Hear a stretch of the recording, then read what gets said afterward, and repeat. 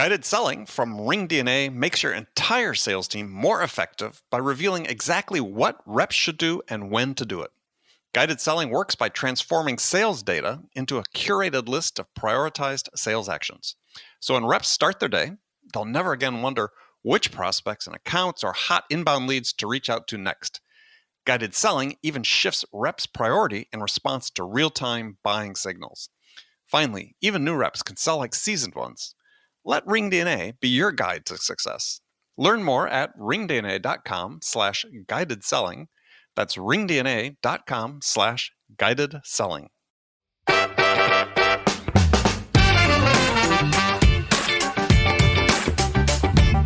There's some sort of emotion that you're moving in the positive direction from a negative one, because that's very important. People have to understand that oftentimes the rational brain will rationalize what the irrational brain wants. That's human nature. And you can't even escape it in a logical business environment, even though you think you can, and even though people might tell you they are. Hi, friends. Welcome to the Sales Enablement Podcast. I'm your host, Andy Paul. Now, that was my friend, Sean Sheppard. He's the founder at GrowthX, and this is his third appearance on this show as a guest. And you might be asking, why has he been back 3 times? Because he always has so much interesting to talk about. And in this episode, he doesn't disappoint. In this episode, I talk with Sean about the challenges of starting a company during a pandemic and the challenges for startups to sell to customers during this pandemic, customers that perhaps are a bit more risk averse than they normally would be. And it certainly takes more work, but if you learn how to do it, it will teach you how you should always be selling, pandemic or no. We also dive into Sean's vision for a professional sales college. That's right, sales college. 4-year institution, fully accredited, for-profit, post-secondary school for professional sales education. Now, that's a big dream and one I support. And as you'll hear, it's perhaps a dream whose time has come. So stick around. This is another very interesting conversation with Sean. Before we get to him, I want to remind you to subscribe to this podcast wherever you listen to it. And if you subscribe, we'd certainly appreciate it if you could also give us your feedback about how we're doing in the form of a review. So thank you very much. All right, let's jump into it. Sean Sheppard, welcome back to the show. Thanks, Andy. Glad to be here. Great to speak with you again. So last time we spoke, you were in your backyard. Now I think you have a much bigger backyard today. I do. I'm sitting with Lake Coeur d'Alene, Idaho behind us, and just trying to make the most of this age that we're living in right now. Since I'm working remotely, why not work from anywhere? Yeah. So interesting. You were saying earlier before we started recording that you actually have dropped off a daughter at college. So college, the students are going to go back. They certainly are. My daughter will be a sophomore at Gonzaga University, which is in Spokane, Washington, only a 45-minute drive from where we sit right now. And they are giving the option of coming to class or not, because she's studying medicine with lab environments and everything else. And her learning style, she prefers to be there. So that's what we're doing. Well, interesting. So, my wife teaches a medical school, and all their lectures, for at least for the last 10 years, they've always recorded all of those anyway. So the students have them to go listen to as a study aid. Are they doing that as well now? So I think that'd be kind of cool. I wish I'd had that when I was in school, as I could go back and listen to a recording of the lecture. They're going to do that, and also they're going to live stream for the students that aren't in the classroom, which is something we've been doing at the Academy for quite a while anyway, because that's just been the global demand for for the sales program, the marketing program, UX design for us. So it's all the infrastructure has been in place, as you know, for a decade or longer for the world to make this digital transformation. They just haven't prioritized it until now, because now, frankly, they're forced to. And you know how change is. People either change because they want to or they have to. And right now, everybody has. They have to, yeah. Well, so question is, in your mind, so you look from the perspective, you support a lot of startups. Is it harder now for startups? For some, it is, and for others, it is not. Across our portfolio, companies that are well positioned and are delivering services that are contactless anyway are exploding. I've got companies that are they can't keep up. And then I've got others that are struggling very much for customers and capital. And so I spent a lot of time with both, frankly, working on company building and scaling on the resilient companies, as we're calling them, and then on the that aren't as resilient. And that's not a knock on the company or the people. That's just the nature of the business they've chosen to be in the markets they serve. Spent a lot of time with the latter on how they can generate revenue now to stay on the field. Well, are you seeing that a lot of them are having to pivot as a result of this? I mean, we Ring DNA had done some research with this recently with some customers and just people in the sales industry in general, and survey we'd done, about 2/3 of companies saying, yeah, we're pivoting, we're having to pivot. Yeah, very much so. And I would say broadly, the easiest way to answer that is and this is a piece of advice I give to everybody who's struggling, is you need to pivot at least in the near term towards contactless services. And by that, I mean, my theme to them is leverage the relationships that you have to find problems that you can solve really well right now, regardless of what you've been doing. Right. And get your focus there. Orient yourself around that problem and the personas of the individuals who have that problem. And then focus on a plan, what I call a market milestone, that says, over the next period of time, I need this many customers under this kind of circumstance and scope to stay alive, frankly, to survive this period. And then run very high touch. When I say high touch, I mean high touch as in live campaigns. Virtual touches, yes. Yeah, I don't mean slobbering all over people. But I mean coming up with campaigns that aren't your traditional asynchronous scalable campaigns, and do very synchronous live campaigning to uncover problems that you can solve for in the fashion that I laid out. Yeah, I think for me, as I advise people, the priority is, I call it speed to value, are the problems that still retain urgency. Maybe they're a smaller part of a bigger initiative someone was contemplating prior to the retrenchment we've had, but can you get them to a point quickly where they can show an ROI on that investment? Yes. So I call it speed to value. So if they get speed to value, speed to outcome, whatever that's I think are the type of solutions you should be looking for, or opportunities you should be looking for today. Yes, and as part of that, we talk very much about the concept of instant metrics, or what I call leading metrics versus lagging metrics. When you're pulling value in any circumstance, your speed to value concept or formula manifests itself in that way. There's the things that immediately show value, and what are the metrics that measure that? What are the metrics that demonstrate that value instantly? Focus on those. Because if you do that, it's sort of the rest of the long-term stuff starts to take care of itself. You've established trust. Right. Trust being one of them. But I mean, I was just going to say, what are some of those leading metrics you talk about though? Well, I guess it's obviously use case specific, but I kind of talk about how our customers don't want more work. They want less. And if you can immediately, one of the words I like to use is, if you can handle something for someone right now and measure how you're handling it, that is a leading metric. Yeah, I like that. I spent some time in Eastern Europe this last year. I had the good fortune of speaking at an event with, oh God, I feel terrible. His name's escaping me right now. The gentleman that created the Jobs to be Done framework. Yeah. And he was a disciple of W. Edwards Deming and at Ford Motor Company, who came up with the Kaizen theories that Japan used to kick our ass for 20, 30 years. Because again, the great Deming story is that Ford wasn't interested, so he went to Japan, and Ford's regretted it ever since, even though they probably would never admit it. But he inspired me to really think much more about the concept of a sale is simply asking to be hired to do a job. Yeah. What is that job? Think of it like a job description.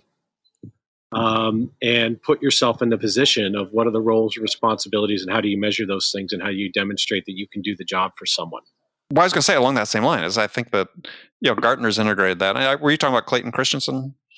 No, not Clayton. But even though he used that, but I mean, it's yes, he used the framework. Right. Absolutely. Is because I just on the show, and that's going to be coming out by the time people hear this interview, but this episode will come out with Whitney Johnson, who was studied and worked with Clayton Christensen and has taken his principles of the S-curve innovation disruption and applied it to personal development. And but this whole idea of jobs to be done is she and I are talking about this is the customers are one of the jobs is they hire you to help them make a decision. That's exactly right. And so if you can focus let's say your frame of mind as you enter that conversation with someone, it's really about defining the roles and responsibilities of a job and how to measure it, and then demonstrating that you can do that job. There's another person that, and now I'm forgetting his name too, Theo Epstein. Theo Epstein. And I don't know, baseball fans would know Theo Epstein. Right. He was the general manager that killed the curse for the Boston Red Sox and then killed the curse for the Chicago Cubs.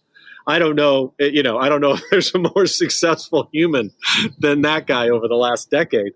If you think about the situations that he turned around, and he's young and he got to where he got to very quickly. And someone once asked him, how did you climb the ladder so fast? He said, I found someone who was very important, and I found what they hated to do, and I offered to do it for them. And that's been his model. And I love it. I love it too. And I think that, as a sales professional, that's what we should be doing. Find someone in a position of real power and influence, understand who they are and what they do, and find out the things they hate to do the most, and then figure out a way to do those for them. And I think right now in this environment that we're in, I don't think there's ever been a more important time to use that approach. Yeah, because first of all, work has expanded to fill the time. Everything's just people are working harder, not necessarily being more productive, but working more, let's say.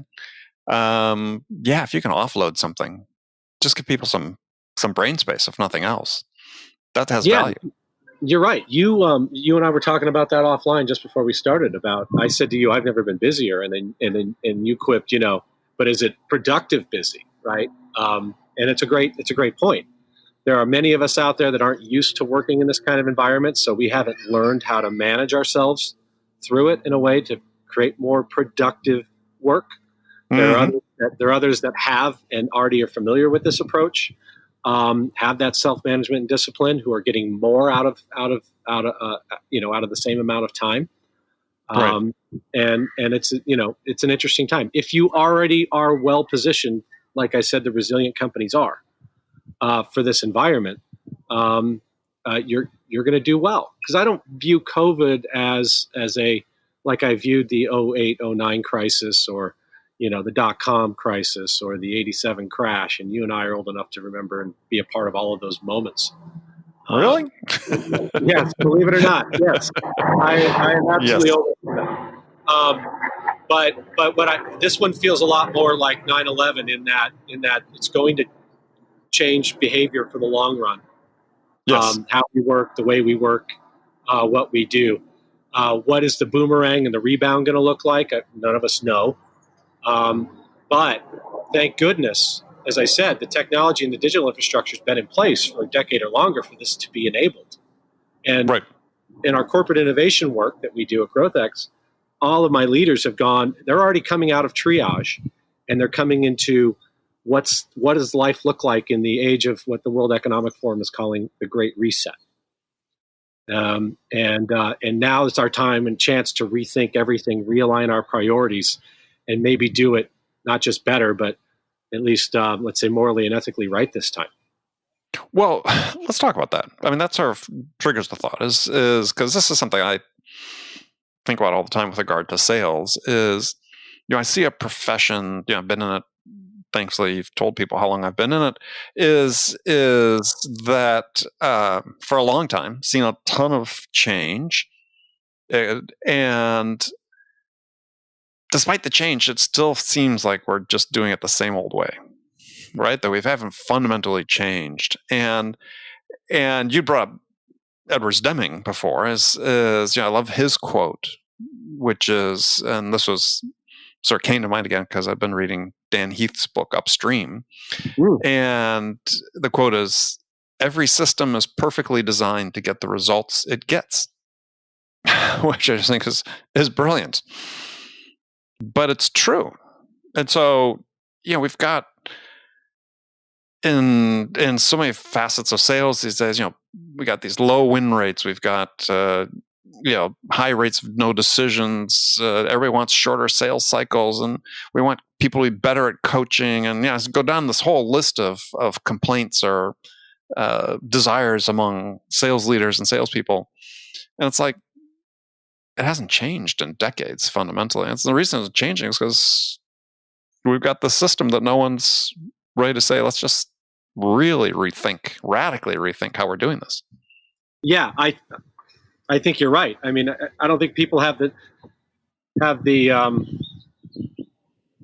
let's just say, whether it's the mindfulness, the awareness, or the wherewithal in the moment, especially in moments of perceived crises, that to be as introspective as necessary to try and intentionally make those changes.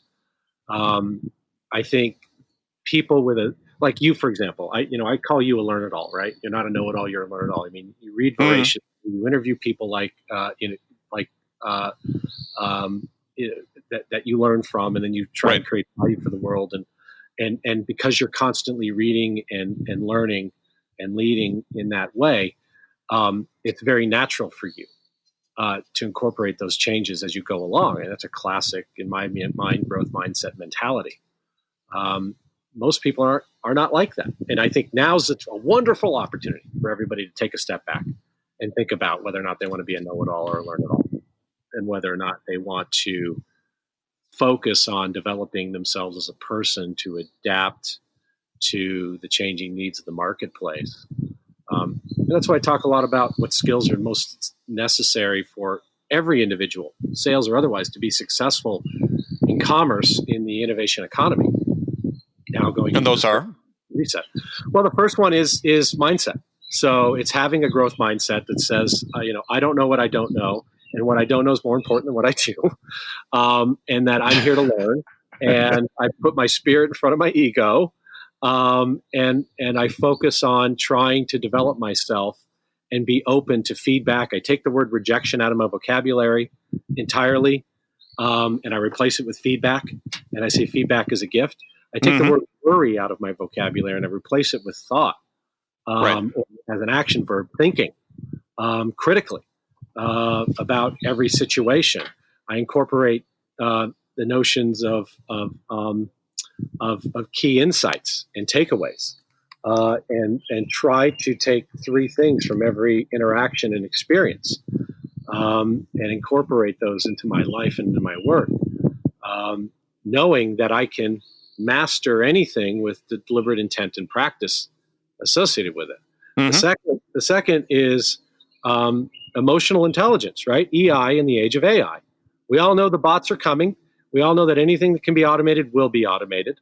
And if your job is very much rooted in repetitive tasks, it's at risk if it already hasn't been replaced. Right. But that doesn't mean that there's not a place for you in this world. What's going to separate you from the robots? It's your ability to collaborate and be creative and think critically and solve problems in a dynamic way with other humans, and to understand who they are, what they're going through, and to really empathize with that. Creativity and empathy. Absolutely. Yeah. And then after that, the other three are business acumen, market acumen, and communications. Business acumen to me is the most important in terms of trying to understand how businesses work, how they operate, and how you can contribute to them and show value. Is the most important thing, regardless of what product or service you're offering. Put that in the back of your mind and put in the front of your mind, who am I helping? How am I helping them? What are they after? Right. And who are they? Who are their customers and their customers' customers, and where do they fit into and play into this ecosystem or this value chain? And what can I do to contribute to that? Because at the end of the day, in a business-to-business selling environment, there's only really 4 or 5 reasons why anyone buys: to make more money, save more money, create or maintain a competitive advantage. There's some sort of emotion that you're moving in the positive direction from a negative one. Mm-hmm. And because that's very important, people have to understand that oftentimes the rational brain will rationalize what the irrational brain wants. That's human nature. And you can't even escape it in a logical business environment, even though you think you can, and even though people might tell you they are. And then the fifth is staying out of prison. Which is always a good idea. Yeah, liability, right? Risk, Yeah. Managing risk, and to understand what risk is and how people manage it and how it drives their behavior. And so that's business acumen. And then before you go on those and this is a big topic for me is how do we get people, sellers? How do we get sellers to develop business acumen? I mean, right now it's sort of done as an experiential thing, right? You put yourself in enough situations, you get something. If you're open-minded, something's going to rub off on you. You're going to learn. It seems like we'd be much more deliberate about it because the research is pretty clear that C-level people on the buyer side, Gartner did a study a few years ago. It was like over 80% of them said no value in my interactions with salespeople. But the primary reason is the salespeople have no idea about the company and what they're doing, how their business works, and all the points that you elaborated on. So exactly, yeah. How do we be more intentional about helping sellers learn this? Because I remember when I first started, I had taken accounting classes. My first job was selling accounting systems to small and mid-sized businesses. Yeah, I might have known accounting. I had no idea how business operated. Right. So, couple of things.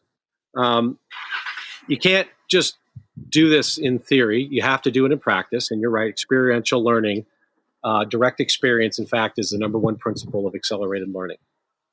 Nothing replaces direct experience as a way to quickly learn. So once you have a direct experience, if you're following that path, right. then I employ the Feynman technique of accelerated learning, which is I need to get to a point to where I can teach somebody else what I've learned as quickly and effectively as possible.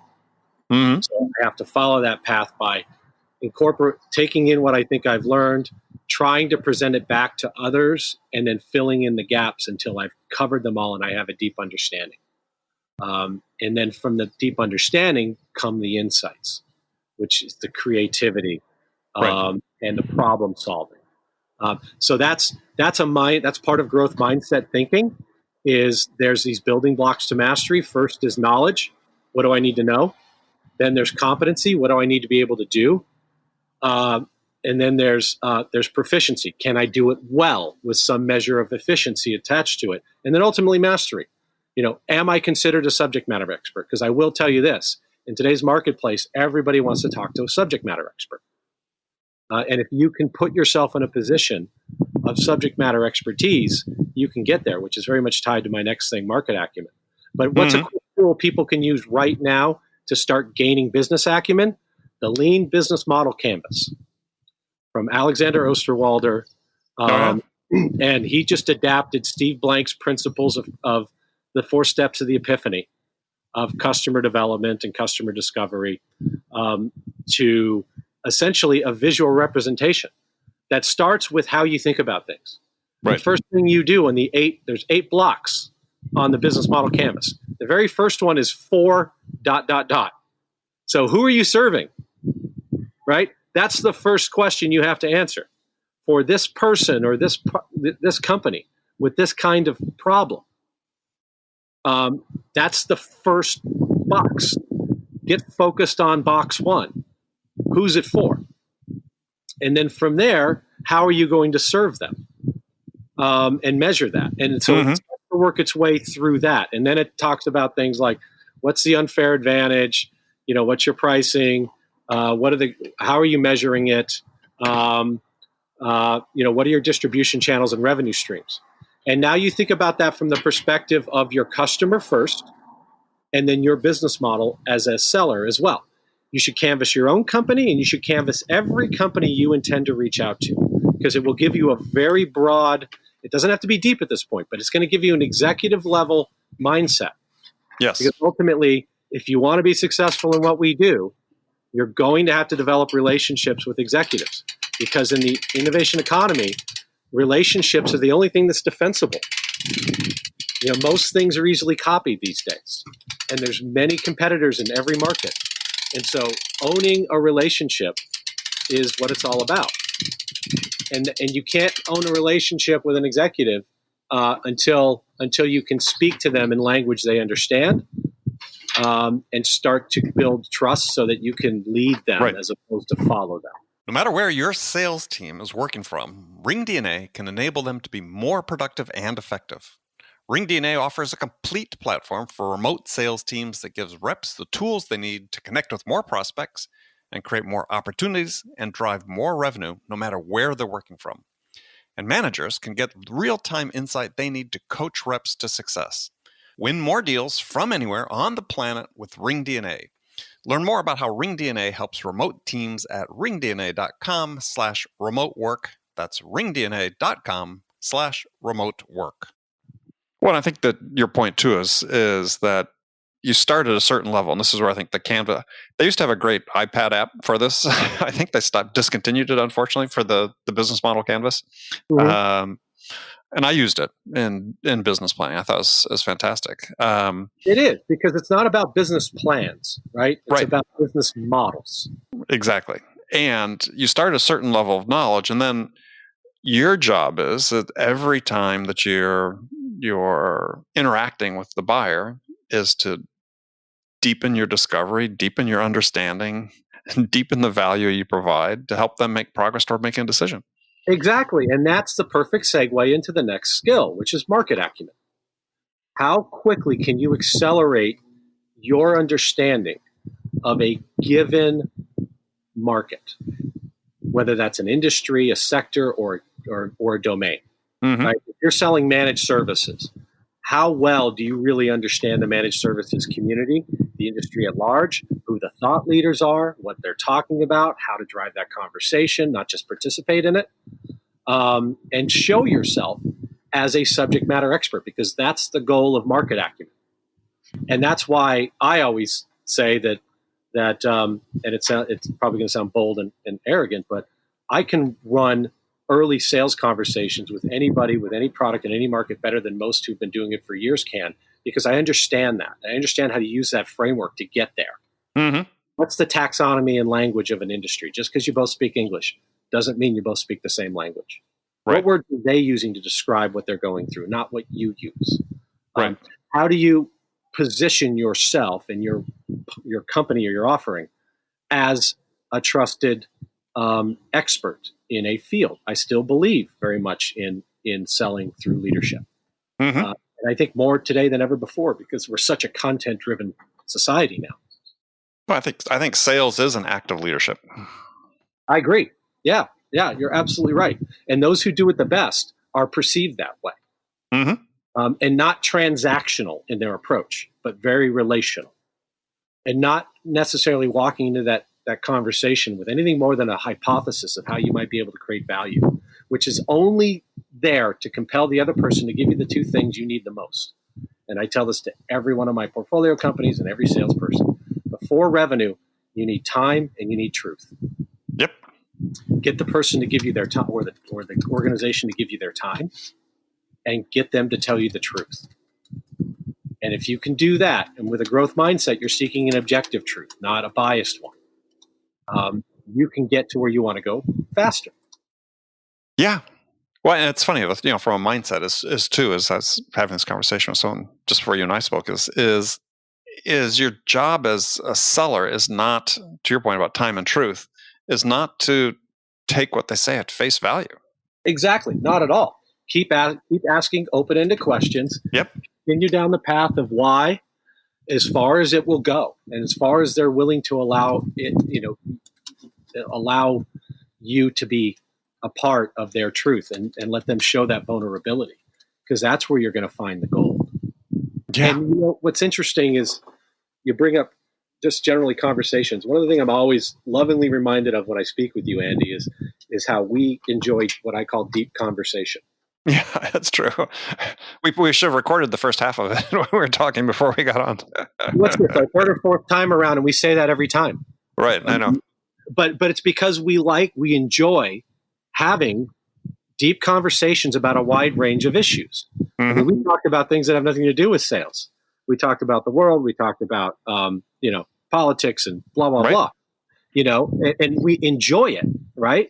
And the art of deep conversation, and even the science of it, because I always say art's just science yet to be measured. The deep science of it has been lost in the age of social media.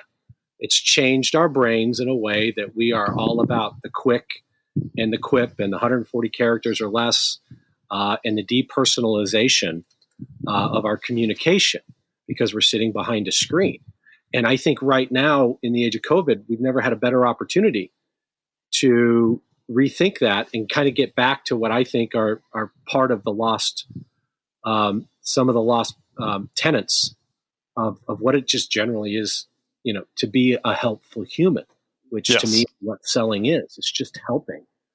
And fundamentally, I was on the phone recently. I did a talk for VMware, for one of their big sales groups, for a friend of mine I've known for 25 years. And before the conversation started, I said, so what are you guys going through? And VMware's killing it because it's a perfect example. VMware's a perfect example of a resilient company. And he said, even though we're killing it, he says, we've just gone back to the fundamentals. And our saying right now, and our mantra is, how can we be helpful? It's not calling people to talk to them about how many virtual servers they need. It's calling them and saying, what's going on in your world? How are you dealing with this? Because we're all going through the same shit. Nobody's immune to what's happening right now. Well, it's never been easier to establish common ground and shared experience with someone.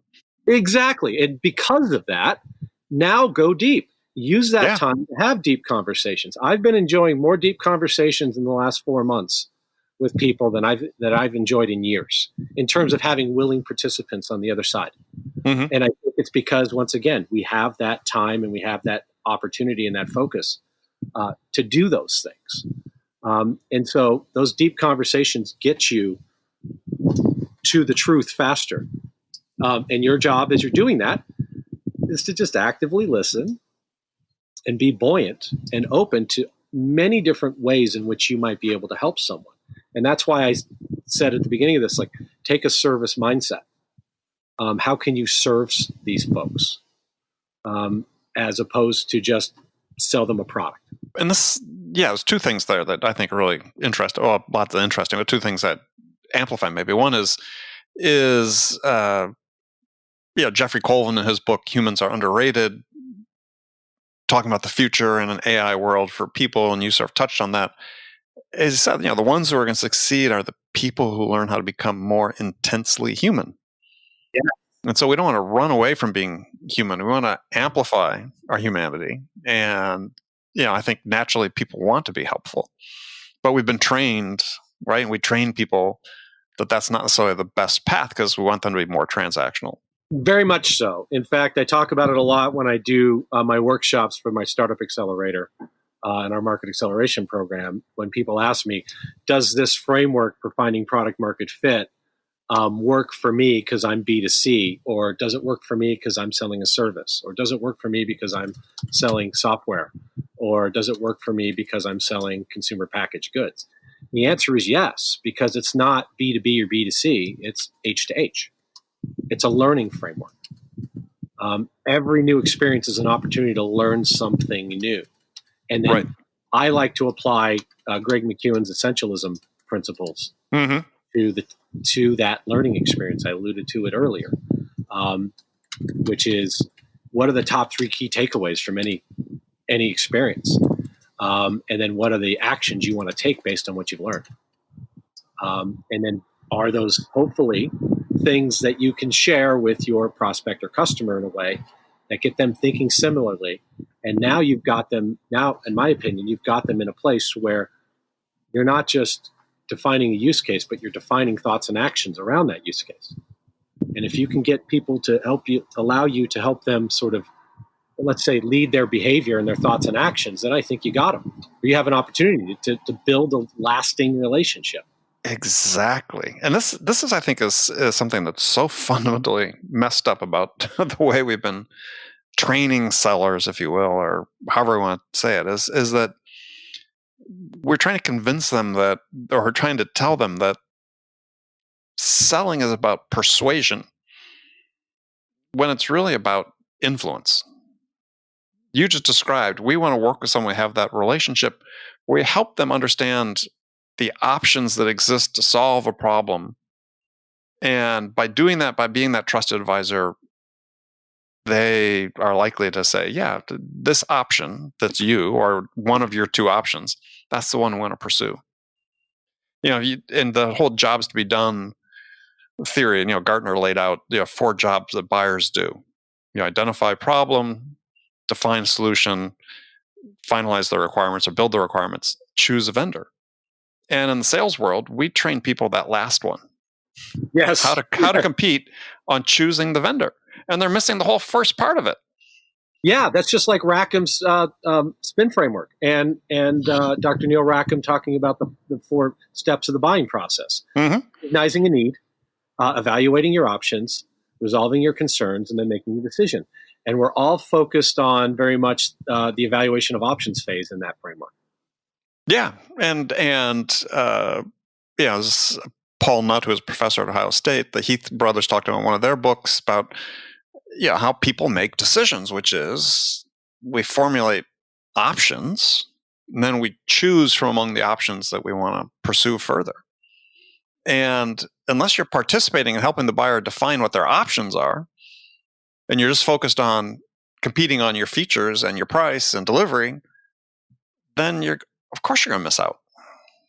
Yeah, and Rackham's data shows the same thing. We spend most of our time on evaluation of options when we need to be spending it on needs recognition. And if we spend it on needs recognition, evaluation of options happens and resolution of concerns happen much faster.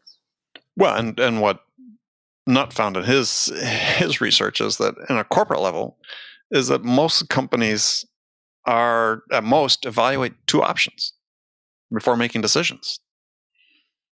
So your think is like, if you're doing a good job on the front end, and especially if you position yourself properly, both those options could be you. At a minimum, one of them will be you. And Absolutely. so, if you're ever a salesperson, you're going into an account and you're saying, "Wow, it looks like my competitor really dictated their requirements document." Of course they did. They were in there 6 months before, working with them to help them formulate those options. Absolutely. I mean, I experience that on a regular basis with our corporate and civic innovation clients. They're figuring out ways to bring us in. They're not looking at other providers. Mm-hmm. They, on a regular basis, are reaching out to us and saying, "Here's some problem sets that we're looking at. Can you help us with these?" As opposed to sending out RFPs. Because we've delivered for them, we've built those relationships, and we're driving their thoughts and actions. Yeah. And we're leading. And so you just need to get the opportunity to do those things. And I see so many salespeople and organizations be very shallow in that way. They're focused so much on getting one deal done. Then they walk away because they're incented to walk away and go get the next deal. Right. Then they leave it to a customer success organization, bless their hearts, who probably weren't involved in the process to begin with. They weren't the ones doing the selling and don't own the relationship. And now they're expected to build it from scratch, essentially. And try and create that environment. And it's clunky at best. Yeah. Okay, I got a question for you, because I hadn't noticed this before. Is I was trolling through your LinkedIn profile, and at one point, and we've known each other for a number of years now, but I'd never seen this, is you were going to start the Professional Sales College. Yes. I built the curriculum, ironically enough, that's been used in the academy and variations of it 15 years ago. So this was, you said it was going to be the first fully accredited for-profit post-secondary school for professional sales education. Yes, I wanted to build a university that was dedicated specifically to professional selling, and I was going to launch it in September of 2008.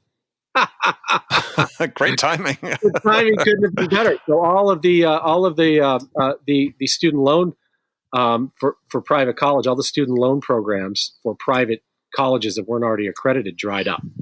So I had to shelve it.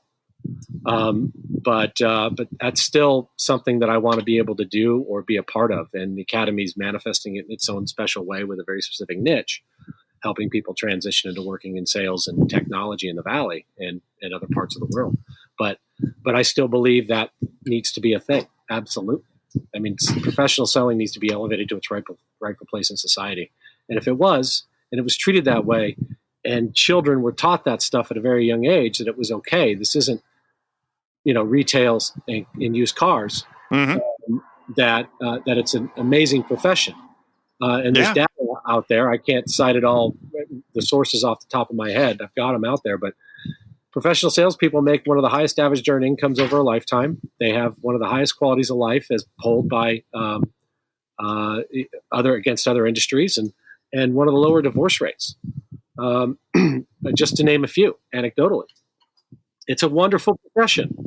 Yeah. And when you talk to the true business leaders who get it, they will tell you that there's no one more valuable in their organization than their best sales professionals. And we don't teach it. And it's maddening. Well, there are a growing number of undergrad sales degrees available. There are, but there are 6,000 higher education institutions in North America alone, and there may be 100 or 2 that even offer programming. Right. If that, right. I was doing this with the University Sales Alliance 15 years ago. There were only a dozen. And now it's getting better. University of Texas, Dallas is doing some good stuff. Yeah, Howard Dover, right? Yeah. University of Houston's doing some good things. Kennesaw State's had a good program for a long time. Northern Illinois University. Yeah, exactly. But even those, bless their hearts, are still doing some very kind of old economy teaching. I think University of Arizona's Eller School's got a good program. I've had quite a few interns come up through that. I speak there every quarter. I'm doing a lot with MBA programs, ironically, because teaching market development now, as opposed to just sales or sales development or business development, or product or marketing, is where I think you can be most effective in an MBA program where most of them are lacking. Huh. Very cool. All right, Sean. Unfortunately, we're running out of time, but we'll do it again shortly. It blew me away when I looked and said it was almost 10 months ago the last time we talked. Can you believe that? No. But that's the great thing about having deep conversations, right? It feels like we just talked yesterday. We picked up where we left. Yeah. Well, I said we won't wait so long the next time. But what do you want people to know about you, to contact with you? Is it the GrowthX or your other work? Sure. I mean, of course, they can Google and pick up a lot of my content, but gxacademy.com is for the sales and business development program, at GrowthX Academy, growthx.com to see the work we do on go-to-markets and partner ecosystem stuff for corporations and governments. They can follow me or connect with me on LinkedIn. They can follow me on Twitter. I'm out there. I'm happy to be helpful to anybody who intentionally wants to be better at the work that we love so much. All right. Perfect. Sean, we'll talk to you shortly. Thank you. Thanks a lot, Andy. Okay, friends, that's it for this episode. First of all, I want to thank you for taking the time to listen. I'm so grateful for your support of the show. And I want to thank Sean Sheppard for sharing his insights with us today. If you enjoyed this episode, please subscribe to this podcast, Sales Enablement with Andy Paul, on iTunes, Spotify, or wherever you listen to podcasts. And if you could also leave us a rating or a review, let us know how we're doing, well, we'd appreciate that. You can do all that on your phone in less than a minute as soon as this episode is over. So thank you for your help. And thank you so much for investing your time with me today. Until next time, I'm your host, Andy Paul. Good selling, everyone.